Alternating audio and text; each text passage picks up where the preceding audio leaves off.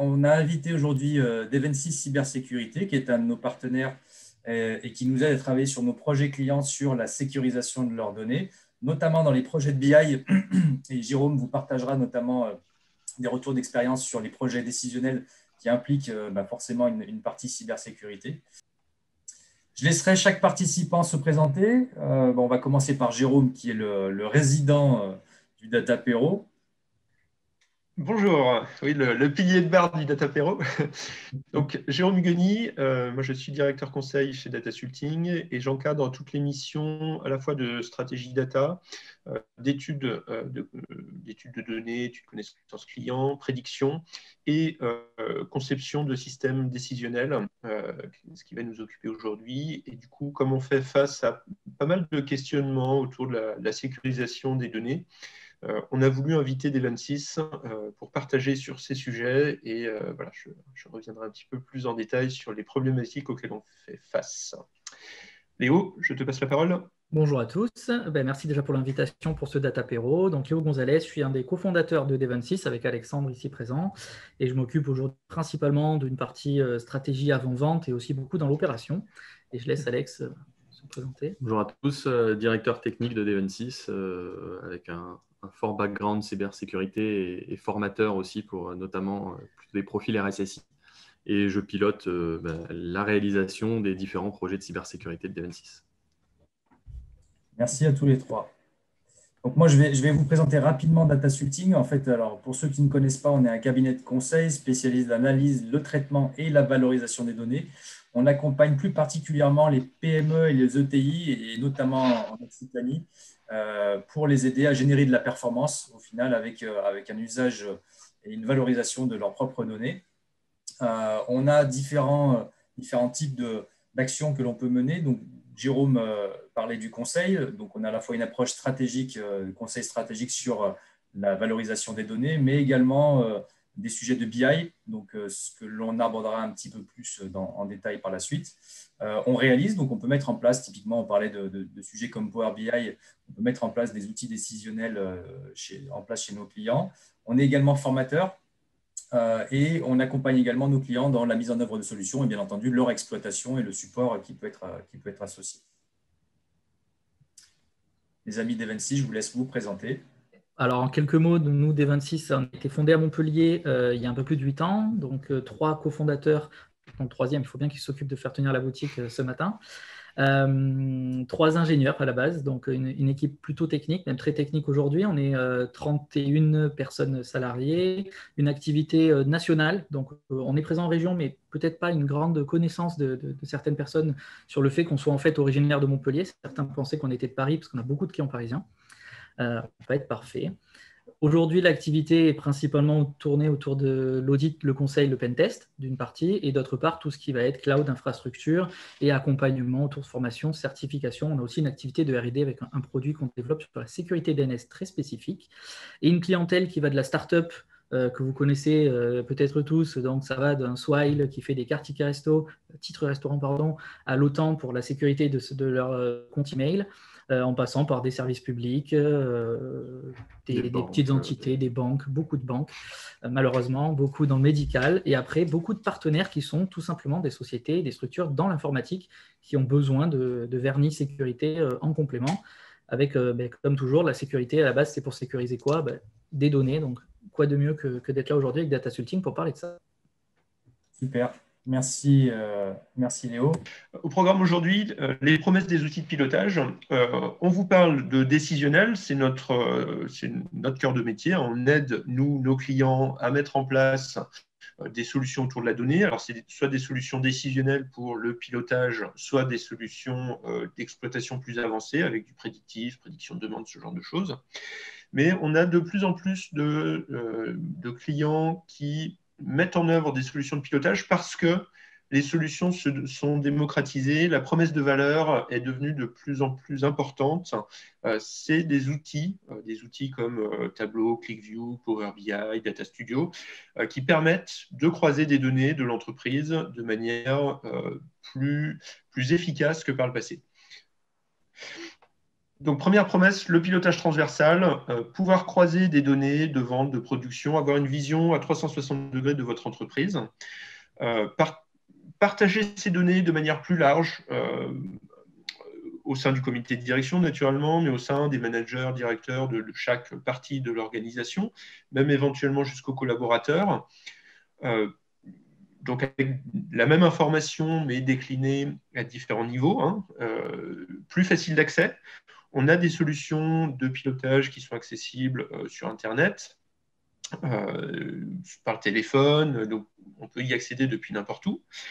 Multiniveau, ça c'est la capacité à aller de la vision globale au niveau de l'entreprise jusqu'à la vision la plus fine, ce qui vous garantit, lorsqu'il y a une anomalie, des résultats qui paraissent anormaux, une marge problématique sur un client, de pouvoir retourner dans le détail le plus fin, y compris jusqu'au client, à ses données personnelles ou des choses comme ça.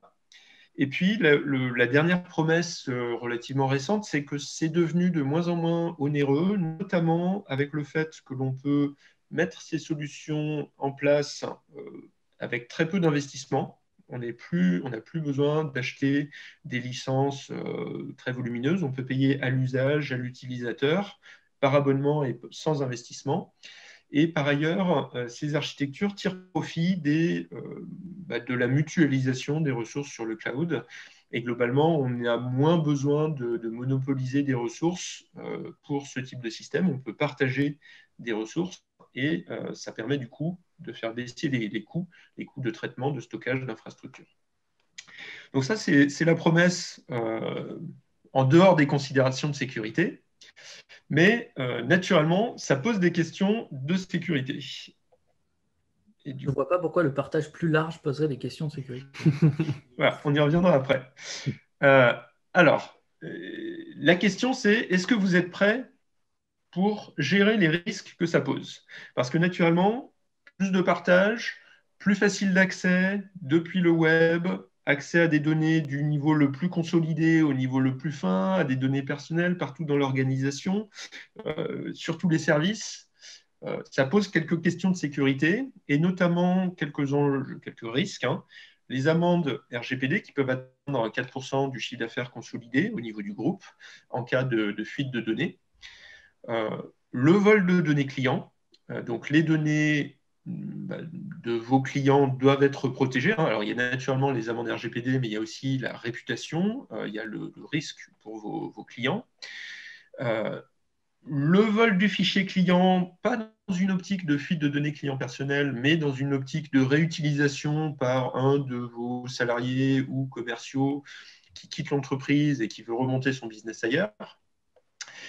La malveillance ou la revanche interne, hein, un salarié dont vous vous êtes séparé et qui est malveillant, qui est la mauvaise et qui veut se venger. Des activistes, il y a des gens de l'extérieur qui vous veulent du mal pour des raisons idéologiques qui sont relativement indépendantes de ce que vous pouvez faire, mais liées à votre secteur d'activité, voilà. Il y a plein de considérations qui vous sont éventuellement étrangères, sur lesquelles vous ne pouvez rien faire, mais qui peuvent vous cibler. Et puis enfin, vous avez les erreurs involontaires. Un salarié qui n'est pas malveillant peut également commettre des erreurs et détruire des choses contre son gré, à l'insu de son plein gré, disons. Néanmoins, c'est un enjeu de sécurité parce que ça peut entraîner des problèmes. Alors, est-ce qu'on peut gérer tous ces risques avec la promesse de valeur du décisionnel que j'ai énoncé avant?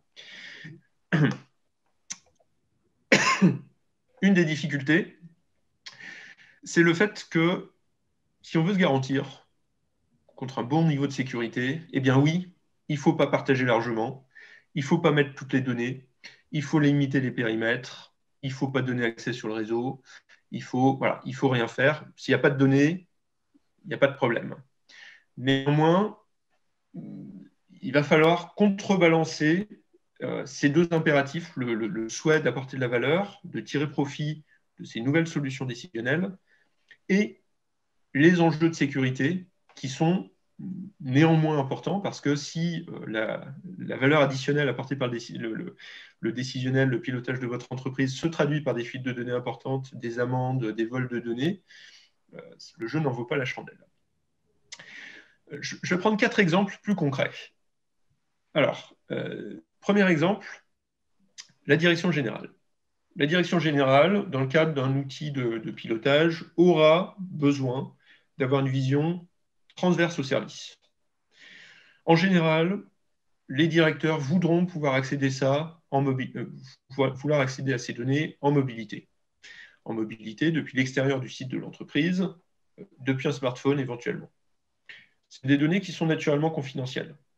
Le concurrent ne doit pas pouvoir avoir accès aux données de pilotage de l'entreprise, et c'est des choses qui sont réservées à la direction, qui ne doivent pas être connues de l'ensemble des salariés. Il y a des décisions qui sont prises en amont, il y a des choses qui ne doivent pas fuiter parce qu'elles ne peuvent pas être interprétées à leur juste valeur. Enfin voilà, c'est des choses confidentielles. Donc la question, c'est comment garantir que le pilotage que l'on met en œuvre est sécurisé et que l'on puisse exposer toutes les données de pilotage d'une entreprise de manière sécurisée dans une solution BI sur le cloud. Deuxième sujet que l'on a très fréquemment, c'est la partie marketing et connaissance client. Les équipes marketing sont très consommatrices de données et spécifiquement de données de profil et de comportement client. Beaucoup de données à caractère personnel. Les clients, naturellement, on a le numéro de téléphone, l'adresse, nom, prénom, date de naissance, parfois même le numéro de sécurité sociale. On a leurs habitudes de consommation, on peut en déduire beaucoup de choses. Et tout ça est réglementé par la réglementation générale sur la protection des données, qui est relativement stricte et qui impose des contraintes dans le traitement de ces données. C'est des données qui sont utilisées pas seulement pour du reporting, mais également pour faire des analyses. Et ça rend les choses un petit peu plus complexes parce qu'on ne sait pas prédéfinir a priori tout ce qui sera utile ou pas. Autant dans un reporting, il y a les champs qui sont affichés et les autres données qu'on n'est pas obligé d'intégrer dans le décisionnel. Autant quand on veut faire des études, alors on a envie, et tous les gens qui étudient les clients ont l'envie d'avoir toutes les possibilités à leur main. Alors naturellement, c'est contraint par les données, par les conditions générales d'utilisation, vos conditions de vente, sur les traitements qui sont prévus.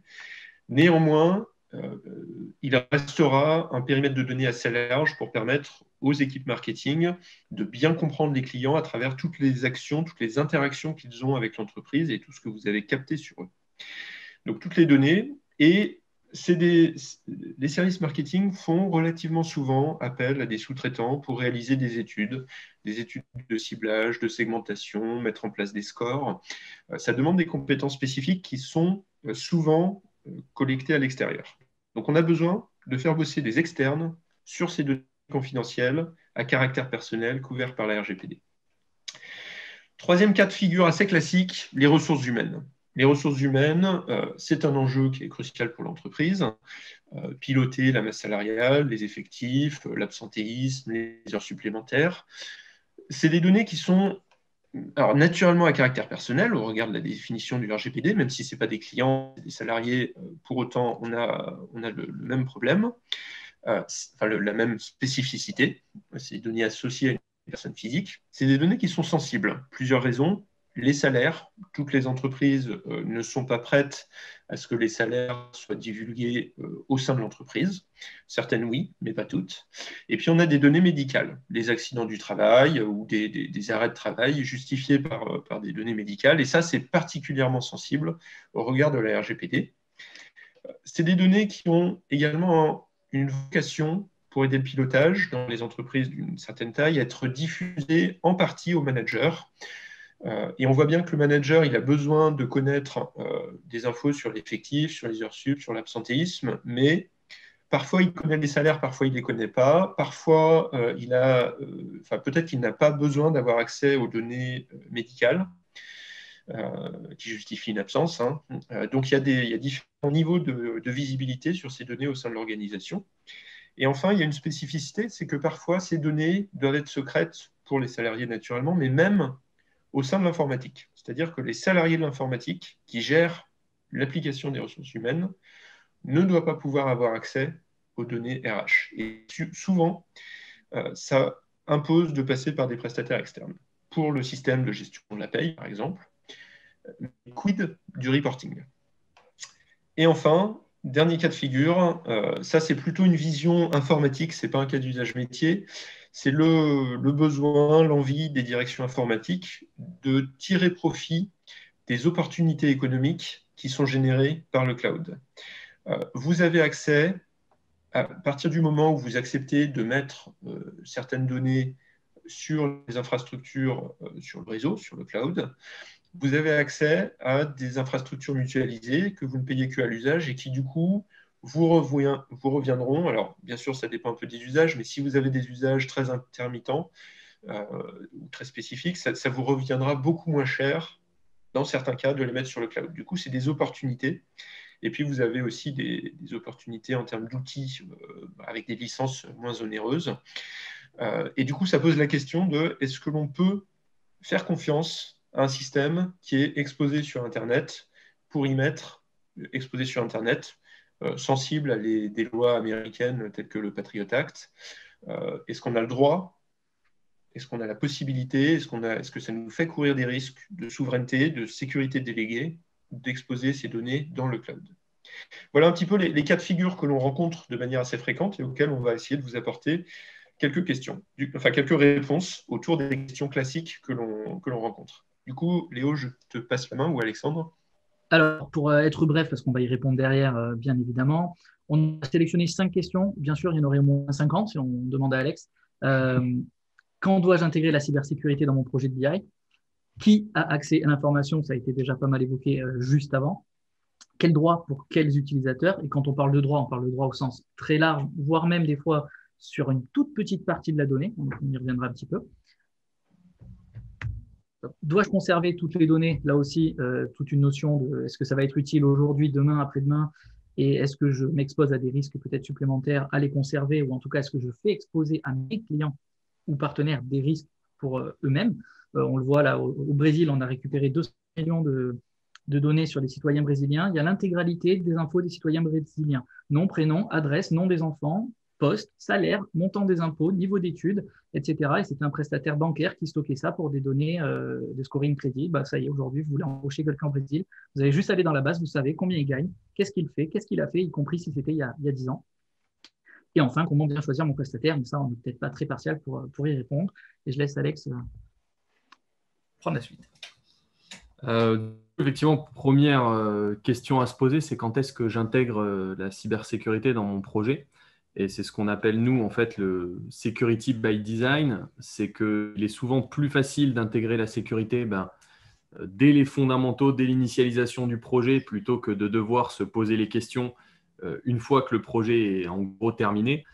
C'est comme si, effectivement, dans un bâtiment, vous vouliez intégrer la porte et la serrure. Une fois que le bâtiment est construit, c'est quand même beaucoup plus compliqué que d'y avoir pensé au moment des plans. C'est exactement pareil en cybersécurité. J'ai vu qu'il y en avait quelques-uns parmi les participants.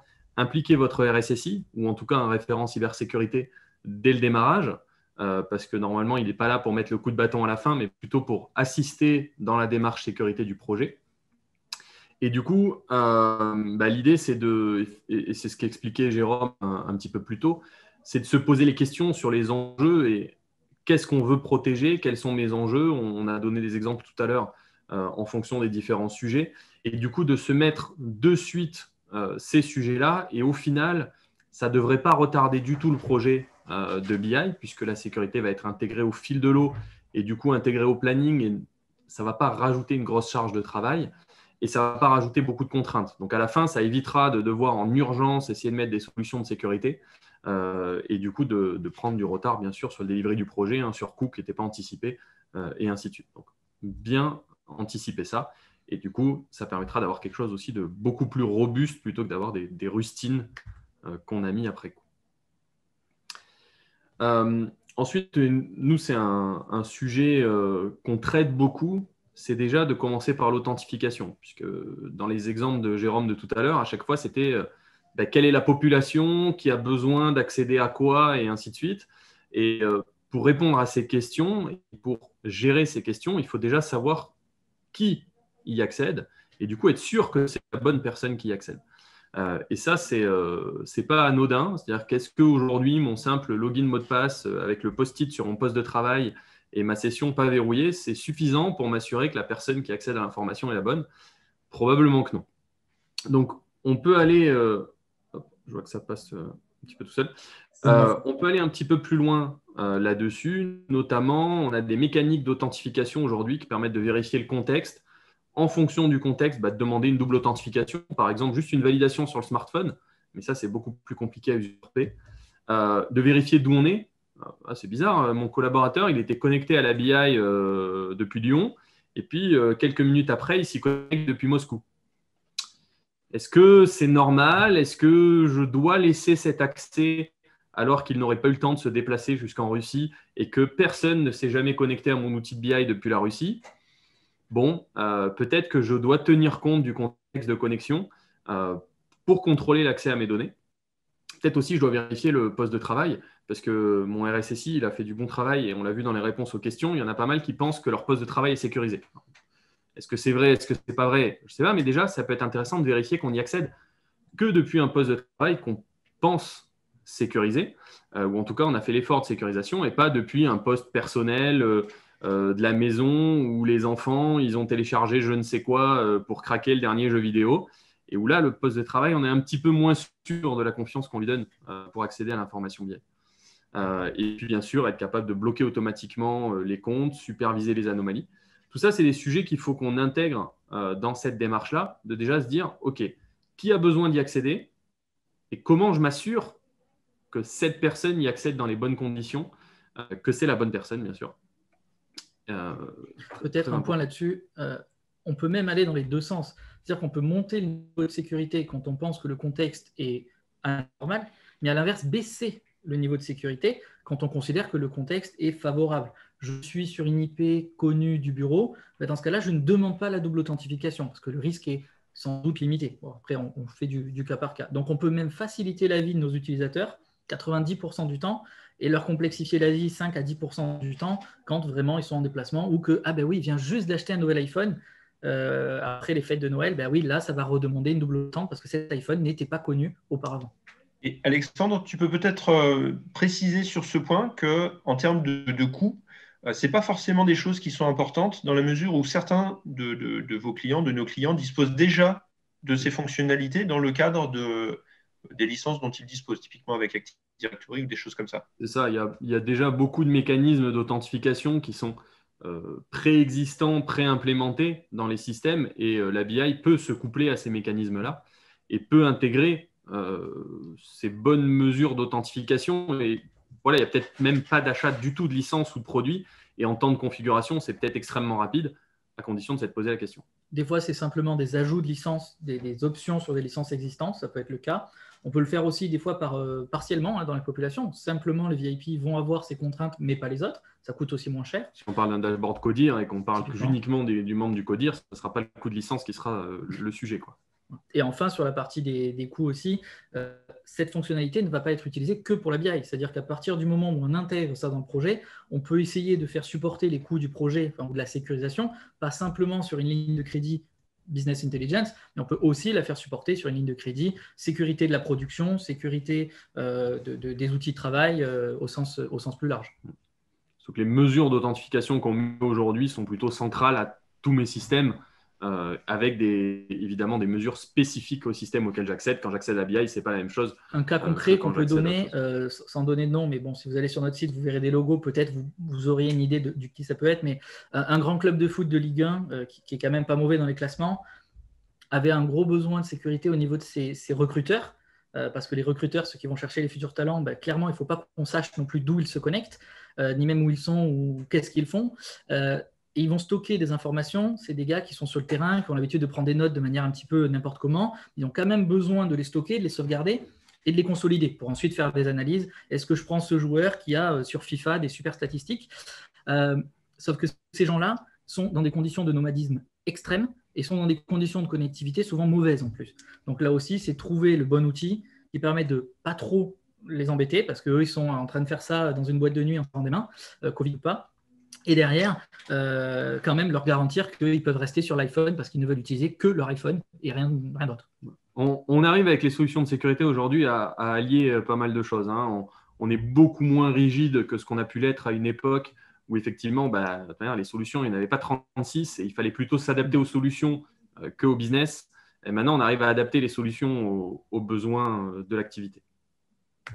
Du coup, une fois qu'on est sûr que ce sont les bonnes personnes qui vont accéder à mon information, effectivement, il y a la question du droit. Et nous, on voit quand même beaucoup dans les systèmes. C'est un petit peu, si ça peut servir, on lui donne le droit. Dans tous les cas, on lui fait confiance, etc. Mais comme l'a dit de manière très intelligente mon ami Spiderman, un grand pouvoir implique de grandes responsabilités. Et effectivement, si on donne tous les droits, on confie quand même une grosse responsabilité de la donnée et on n'a pas de barrière supplémentaire. Et nous, en sécurité, ce qu'on aime bien, c'est mettre des mécanismes qu'on appelle la défense en profondeur, c'est-à-dire avoir plusieurs barrières consécutives qu'il va falloir passer pour rentrer sur un système.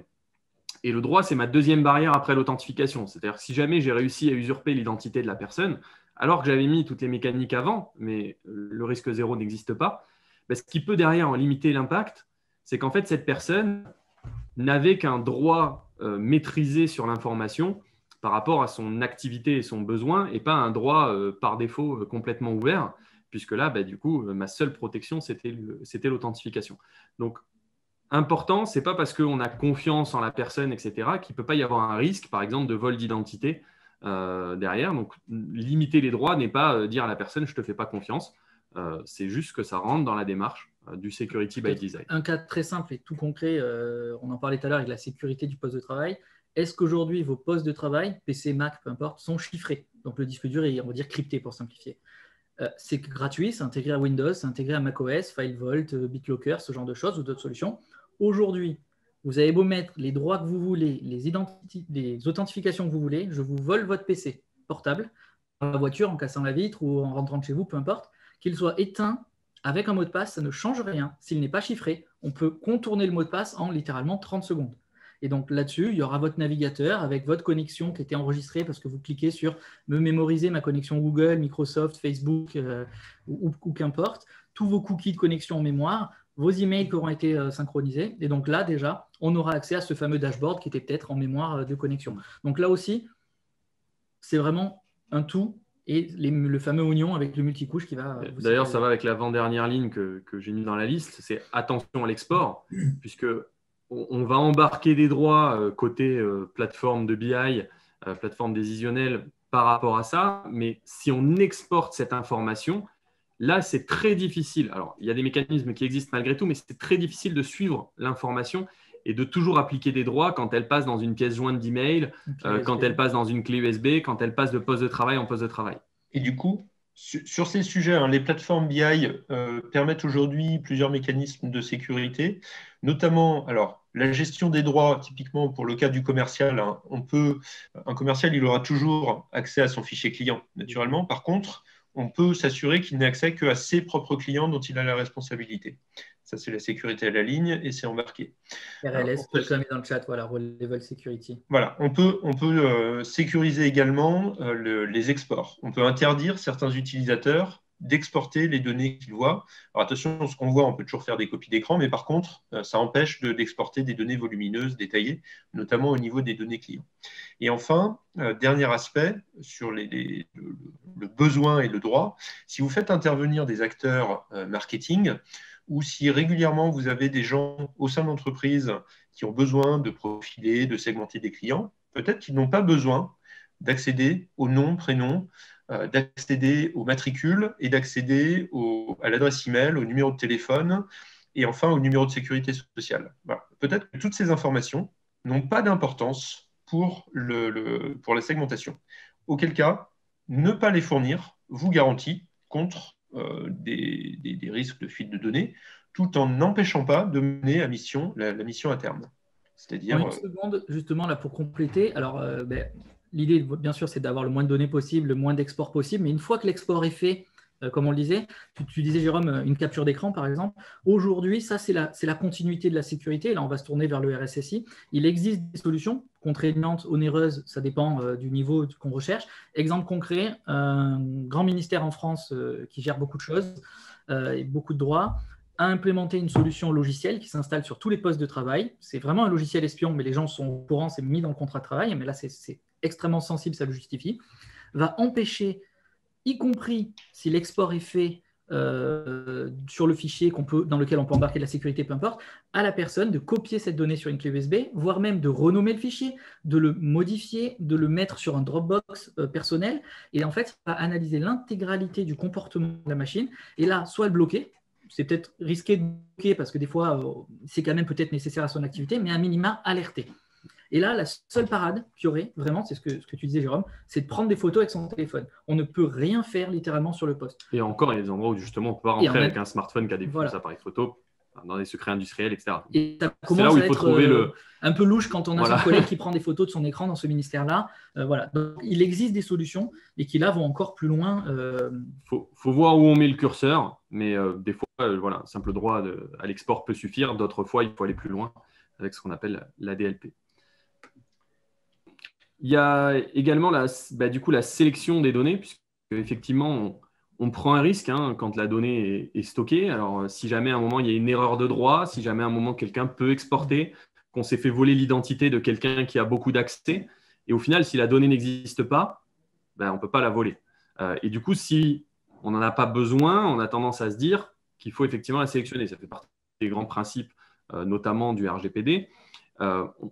Comme le stockage ne coûte pas non plus si cher, on a tendance à se dire si ça peut servir, je le conserve. Donc, attention à ça, notamment en termes de sécurité, en termes de RGPD. Est-ce qu'on a vraiment besoin de cette donnée? Est-ce qu'effectivement, ça peut vraiment servir? Parce qu'on est en train de faire, comme disait Jérôme tout à l'heure, de l'analyse de données et on pense en avoir besoin parce qu'on va se créer un certain nombre de dash d'analyse de données et que c'est vraiment quelque chose qui va probablement servir. Ou est-ce que, si on est honnête avec nous-mêmes, on se dit qu'a priori, dans les 1 à 2 années à venir, on ne va jamais en avoir besoin, auquel cas, ce n'est peut-être pas nécessaire de collecter cette information ou en tout cas de l'amener dans les dashs de BI. Et je crois que ça, Jérôme, c'est quelque chose que vous pouvez plutôt bien faire, de filtrer ces informations. Oui, en fait, voilà. Alors nous, on est des deux côtés, parce qu'on aide nos clients à être conformes RGPD, à implémenter les bonnes pratiques. Pour autant, on les aide aussi à se projeter dans le futur et à se dire qu'est-ce que je dois préparer sur mes données aujourd'hui pour pouvoir faire des usages avancés dans 5 ans dont je ne connais pas encore la nature. Et naturellement, ces deux objectifs vont à l'encontre l'un de l'autre. Et une des solutions pour répondre à ça, c'est effectivement de ne pas conserver certaines données. Mais ça ne veut pas dire qu'on jette tout. C'est-à-dire qu'on peut conserver des historiques longs, typiquement, qui peuvent être utiles dans certaines données, mais qui ne soient pas rattachés à un client, c'est-à-dire les conserver de manière anonymisée, de sorte à pouvoir faire des études marketing sur des historiques longs sans risque de fuite de données, parce que dans l'exemple que tu citais au Brésil, si on avait toutes les écritures bancaires de toutes les personnes, mais sans avoir le matricule, le nom, prénom, et avoir juste un code crypté non réversible pour identifier les personnes, voilà, ça limite, on n'aurait déjà pas les fuites de nom, prénom et d'association entre une personne et son poste, ses revenus et compagnie. Et un mot-clé quand même qui est sur le slide, c'est altérer. Il faut savoir que dans certains cas, un acteur malveillant, pas forcément dans un tableau de bord, mais de manière plus globale, n'a pas forcément simplement envie de vous voler la donnée, mais peut simplement vouloir l'altérer. S'il altère la donnée sans que vous en rendiez compte, elle sera complètement inutile pour vous plus tard. Et en plus, vous risquez de prendre des décisions sacrément graves, voire même risquer des vies humaines.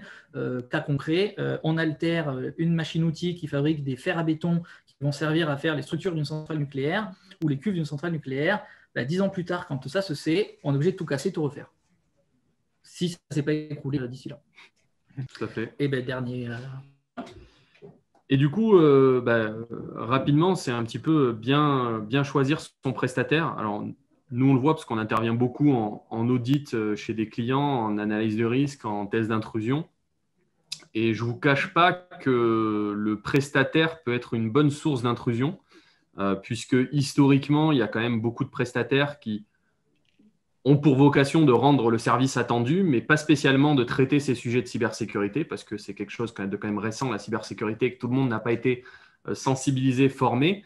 Et j'avoue que pour nous, les prestataires qui n'ont pas été sensibilisés à ça, c'est une cible de choix, parce que souvent, ils ont fait des erreurs qui nous permettent de voler l'information au client final, alors dans le cadre d'un contrat de test d'intrusion, bien entendu. Donc, bien choisir son prestataire, se renseigner si ce prestataire a cette démarche cybersécurité, cette volonté d'implémenter, de poser les bonnes questions, de dire qu'est-ce qu'on va faire en termes de droit, qu'est-ce qu'on va faire en termes de sécurité, qu'est-ce qu'on va faire en termes d'export, en termes de purge de données, etc. Comme le disait Jérôme juste avant, c'est hyper important d'être accompagné dans ces questions, dans ce que peut faire l'outil, trouver aussi les compromis par rapport à l'outil qu'on a choisi entre ses performances, ses capacités en sécu, mais la plupart aujourd'hui ont des fonctions de ce type-là. Et du coup, de ne pas complètement passer à côté de ces questions de sécurité juste parce que le prestataire ne sait pas faire. Ça serait vraiment très, très dommage, quoi. Dans vos RFI, enfin, dans vos cahiers des charges, vos CCTP, enfin, peu importe comment vous formalisez vos demandes de réponse auprès de vos prestataires, pensez, si possible, à intégrer dès le début, et ça on revient à la slide 1, dès le départ, la sécurité au début du projet, à minima de challenger votre prestataire, parce que de fait, si vous commencez à en parler au début, vous allez avoir tous les petits prestataires qui ne sont pas au niveau, qui vont normalement ne pas répondre à votre dossier parce qu'ils savent qu'ils vont être challengés et qu'ils ne sont pas au niveau. Donc déjà aussi, vous allez gagner beaucoup de temps sur la sélection des prestataires plutôt que d'avoir 5 réponses et de vous dire en fait sur les 5 que j'ai eues, après coup, je me rends compte qu'il y en a 3 que je vais éliminer. Là, si dès le départ, vous leur demandez un petit peu où ils en sont, ça peut être sous forme de checklist, leur demander de répondre à 4-5 questions, leur demander s'ils respectent certains standards ou certaines normes qui peuvent exister. Pas forcément d'être certifiés, mais en tout cas de respecter ces bonnes pratiques. C'est un bon point et il y a beaucoup de choses disponibles. Ils sont bien à l'intégrer avant plutôt qu'une fois qu'on a sélectionné le prestataire, que ce soit le RSSI qui arrive, qui met son petit questionnaire et qui dit non, mais ton prestat, tu le jettes, il ne fait pas le boulot et vous devez recommencer la sélection de zéro parce qu'il n'a pas passé les checks de sécu. Informer des checks de sécu que vous attendez, de la maturité sécu que vous attendez dès le début et du coup sélectionner un prestataire en conséquence. Bien sûr qu'il soit efficace sur le fonctionnel final attendu, ça c'est la priorité, mais qu'il ait quand même cette culture cybersécurité, même si ce n'est pas un prestataire d'audit et de pentest. Enfin, voilà, on ne peut pas s'attendre que l'expert Power BI soit expert en cybersécurité, mais par contre qu'il ait cette culture. On le voit avec Datasulting aujourd'hui, il nous consulte régulièrement pour justement s'engager sur ces sujets de sécu. Et je pense qu'il n'y en a pas assez qui font cette démarche d'être impliqués dans la cybersécurité. Y compris chez des très gros. Y compris chez des très gros. La taille du prestat ne fait pas la qualité cybersécurité. Parfait. Alors, du coup, je reprends la main. En conclusion, je voulais vous partager quelques messages. Alors, un premier message qui est oui, on peut concilier la sécurité avec le décisionnel. Alors ça, c'est quand il voudra afficher. Voilà. Sécurité BI Cloud, c'est possible et ce n'est pas forcément onéreux. Dev26 vous a partagé un certain nombre de solutions. Vous avez vu que certaines sont gratuites, sont déjà en place, sont juste des questions d'organisation. Crypter les disques durs, oui, c'est déjà intégré dans votre système d'exploitation. Et oui, ça évite qu'on puisse récupérer les données si on vous veut l'ordinateur. La double authentification, oui, c'est déjà possible pour un certain nombre d'entre vous, sans surcoût supplémentaire et éventuellement, dans certains cas, via un surcoût supplémentaire, mais que l'on peut réserver à certaines populations. Oui, ne pas donner les données sensibles à un prestataire, c'est possible. S'il n'en a pas besoin, on ne lui donne pas, ça ne coûte rien. Donc, c'est possible de sécuriser, il y a tout un ensemble de bonnes pratiques et ce n'est pas forcément onéreux.